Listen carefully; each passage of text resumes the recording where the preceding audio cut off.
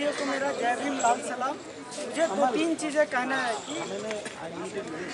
कि जिस तरह से वीसी और यूजीसी का जो सर्कुलर है, जो 100 नंबर का वाइवा है, इसमें सीधा सीधा है कि जैसे हम लोग हिंदी बैकग्राउंड से आते हैं और गांव से आते हैं, तो हम लोग का तो मतलब इस जेएनयू कैंपस में एडमिशन ही मिलना मुश्किल है।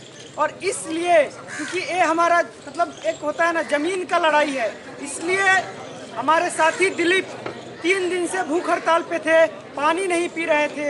और कल जिस तरह इस कैंपस में वीसी उनसे बात कर रहा था और वो हंगर स्ट्राइक के लिए उनको हम लोग मनाते कि आप छोड़ दीजिए साथी, आगे और लड़ाई लड़ेंगे, तब भी इस वीसी ने पुलिस बुलाकर, सुबह से पुलिस बुला के रखा था और पुलिस यहाँ सादे ड्रेस में घूमती रहती है। हम इस वीसी से पूछना चाहते हैं कि आप कहाँ से पुलिस को परमिशन देते हैं कि जो आके हम लोग के आसपास घूमते रहता है, हमारी बातें सुनता है। और वो पुलिस इंतजार करती रही कि यहाँ पे कम स्टूडेंट हो जाए, फिर दिलीप को उठा के लेके जाया जाएगा। और जैसे 8:30 बजा लोग डिनर करने गए मेस में, तब भी यहाँ पे कुछ 15-20 लोग थे।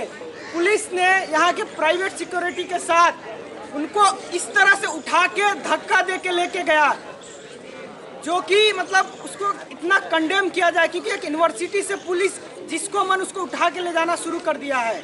और जिस तरह से 9 फरवरी में कन्हैया को उठा के ले गया, इसी तरह से मेरा भाई बता रहा था, जब वो 90s में पढ़ता था यहाँ पे, बोला था जब केंद्र में अटल बिहारी वाजपेयी का सरकार आया था, उस समय भी जेएनयू के कैंपस से एक बच्चा हंगर स्ट्राइक पे था, तो उसको इसी तरह से पुलिस उठा के लेके गया था। और सेम चीज वीसी इम्प्लीमेंट कर रहा है। जो फरमान इसको आरएसएस नागपुर से और पीएम साहब दे रहे हैं, वो उसको यहाँ पे इम्प्लीमेंट कर रहा है। और हम लोग को समझ लेना चाहिए कि फांसीवाद देश में तो आ ही रहा है, और हर छोटे छोटे चीज़ों पे ये लोग फांसीवाद ला रहे हैं। क्योंकि अगर हम लोग का एडमिशन, क्योंकि हम हिंदी में एग्जाम लिख के यहाँ पे एडमिशन लेते हैं, और आप सोचिए कि हिंदी में हम लिख के रिटर्न क्वालिफाई कर लेंगे, और इतना भरोसा है हम लोग को कि रिटर्न में हम टॉप भी कर जाएंगे, लेकिन यहाँ पे वाइवा में हमको 0 नंबर दे के हटा दिया जाएगा क्योंकि हमको अंग्रेजी नहीं आता है। तो सोचिए उस सारा चीज वीसी इसीलिए इम्प्लीमेंट कर रहा है। और वीसी का इतिहास क्या है? वीसी इसी सामने के आईआईटी में रहता है, जहाँ पे हिंदी बैकग्राउंड के लोग जो एससी से आते हैं, जिनको अंग्रेजी नहीं आता, इसी आईआईटी के हॉस्टल के पंखे में लटक जाते हैं। मेरा 2 दोस्त इसी आईआईटी और एम्स में लटक के मर गया। मेरे ही गांव के बगल के गांव से आते थे। मेरा साथ सरकारी स्कूल में 10th तक पढ़ा था, वो भी सुसाइड कर लिया। वो रोता था कि कहता था क्लास में हमको अंग्रेजी नहीं समझ में आ रहा है। एडमिशन लेकिन उसका हो गया था, क्योंकि वो एम्स का एडमिशन हिंदी में लिख के पास किया था। तो ये वीसी उस आईआईटी में क्या करता था मैं बता देना चाहता हूँ, क्योंकि ये साहब वहाँ पे रोबोट जो होता है उसका प्रोग्रामिंग करते थे। अब ये सोच रहे हैं कि जेएनयू का स्टूडेंट रोबोट है और उसको प्रोग्रामिंग करते रहेंगे, तो इनको कह देना चाहते हैं जेएनयू का इतिहास रहा है, हम लोग आपका प्रोग्रामिंग करके आपको यहाँ से उठा के भेज देंगे। और ये भी नहीं बोलेंगे कि आप रिजाइन कर दीजिए, आपको ऐसा प्रोग्रामिंग करेंगे क्योंकि आपको यहाँ से भागना पड़ेगा। अभी तो बहुत हम लोग प्रोटेस्ट कर रहे हैं, बहुत उस तरीके से हैं, क्योंकि साथी हम बता रहे हैं, गाँव में जब जमीन छिनता है ना, तो हम लोग फिर कुछ नहीं देखते हैं, क्योंकि जमीन हमारे लिए सबसे महत्वपूर्ण होता है। और जेएनयू का जमीन हमारा है, और आने वाले हमारे जो गांव में जो हमारे साथी हैं, जो अभी 10th 12th में पढ़ रहे हैं, उनका ये जमीन है। ये वीसी का और नागपुर वाले, नागपुर का नहीं है जमीन, कह देना चाहते हैं। वीसी साहब प्रोटेस्ट लगाने के लिए लगा दिए पौधा, सब पौधा सूख रहा है। इतना बेशर्म वीसी है। पानी तो डलवा लो भाई। गजब, मतलब एक के बाद एक, मतलब सोचिए हम लोग को तो पानी पीने नहीं दे रहा, पौधों को भी पानी नहीं डलवा रहा है।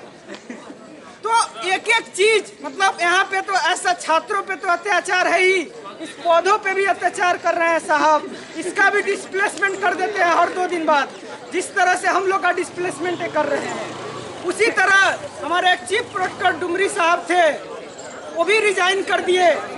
वो भी बता रहे हैं कि उनको भी काम नहीं करने दिया जाता था। अब सोचिए कि मतलब एडमिन भी वीसी चलाएंगे, पूरा मतलब हर चीज में यही डिसीजन ले रहे हैं। तो हम तो डुमरी साहब का इतिहास थोड़ा सा गड़बड़ है, लेकिन वो अभी रिजाइन किए तो उनको हम सैल्यूट करते हैं। तो डुमरी सर अभी निकल के बड़े मुस्कुरा रहे थे, कहे चलिए कुछ तो अच्छा फील कर रहे हैं रिजाइन करने के बाद। तो एक के बाद एक ये जो वीसी है, और सोचिए कि मतलब इनका एजेंडा क्या है कि अब ये कह रहे हैं कि जो भी टीचर लोगों का जो यहाँ पे जो एप्लीकेशन है उस कमेटी में भी वीसी साहब रहेंगे। सोचिए कि कोई उर्दू का टीचर आए पढ़ाने, आर्ट्स एंड एस्थेटिक्स में कोई आए पढ़ाने, तो उसका भी इंटरव्यू में ही लेंगे। करते थे रोबोट का प्रोग्रामिंग, और पता नहीं आर्ट्स एंड एस्थेटिक्स का फैकल्टी का इंटरव्यू में क्या पूछेंगे और किस तरह डिसीजन लेंगे कि अच्छा फैकल्टी है नहीं। तो मतलब सीधा है कि जो एबीवीपी में नौटंकी करके आया होगा यहाँ कैंपस में, उसके पास सर्टिफिकेट होगा कि सर हम तो नुक्कड़ नाटक यहाँ डीयू में किया करते थे, उसका तुरंत वो फैकल्टी बन जाएगा आर्ट्स एंड एस्थेटिक्स में। तो इसका एक बेसिक वो है कि पूरा कैंपस को ये चाहता है कि पूरा आरएसएस और इसका कर ही के छोड़ेंगे, लेकिन इसको बता देना चाहते हैं कि बहुत ज़्यादा दिन आप नहीं रहिएगा, क्योंकि बार बार है कि हमारा ज़मीन का बार बार सवाल है। क्योंकि एक जेएनयू कैंपस था जिसमें हम भी सोचते थे कि हम भी वहीं जाके एडमिशन लेके पढ़ाई करेंगे, और हमारा भाई भी सोचता है, मेरी बहन भी बोलती है कि भैया अगले बार हम भी एग्जाम देंगे और यहीं आके पढ़ेंगे। लेकिन तो उन सभी साथियों के लिए हमको लड़ना है। जिस तरह दिलीप का क्या है, दिलीप भाई का पीएचडी खत्म होने वाला है, उनको क्या फर्क पड़ता है, क्यों वो हंगर स्ट्राइक कर रहे हैं? क्योंकि वो भी कह रहे थे कि ये सवाल मेरा नहीं है, जो मेरा जनरेशन आने वाला है उसका सवाल है, और उसके लिए वो लड़ाई कर रहे हैं। और हम बार बार आप सभी लोगों से अपील करते हैं कि हम लोग को एकजुट होके इस लड़ाई में इस वीसी के जो मतलब हिटलरी फरमान को हमको इसको रोकना है, और एकजुट होकर लड़ना चाहिए और लड़ना पड़ेगा। क्योंकि हम बार बार एक चीज़ और बोलते हैं कि इस सरकार का विपक्ष कोई कांग्रेस पार्टी नहीं है।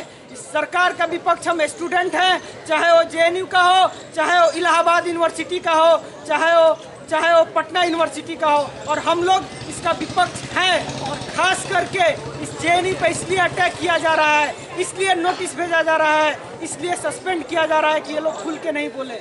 हम कह देना चाहते हैं कि तुम 50 नोटिस भेजो, तुम कुछ भी कर लो, तुम सेडिशन लगा दो। उमर भाई यहीं बैठे हुए हैं, क्या फर्क पड़ा इनको सेडिशन से?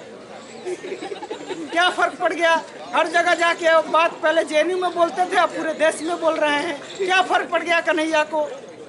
तो इसलिए ये लोग सीख ले कन्हैया और उमर से, नहीं तो अब जितना जो करोगे इस कैंपस का स्टूडेंट पूरे देश में जाके विरोध करेगा। और खास करके इस यूपी इलेक्शन में इनको हम लोग को विरोध करना है, इनको किसी कीमत पे नहीं आने देना है। लेकिन वही है कि पहले हमको इस कैंपस में जो अटैक किया गया है उसके लिए लड़ना है, उसके लिए एकजुट होना है। इन्हीं सब बातों के साथ मैं अपना बात खत्म करता हूँ। इनकलाब जिंदाबाद।